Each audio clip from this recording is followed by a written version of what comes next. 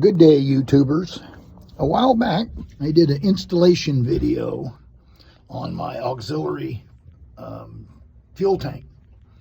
This is supposed to be a gravity feed fuel tank, and at first it worked okay, but once I added a filter, it really didn't work that well. So I ended up adding a fuel pump, a switch, and then a switch inside the truck where I could control that transfer switch. So this is kind of a follow-up on how that's all installed. If you'll notice back here in the back, I have a fuel filter.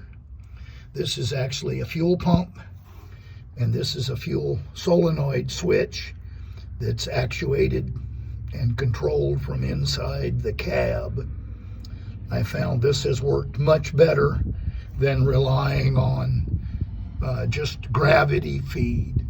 If you're having problems with gravity feed, this might be a way to go.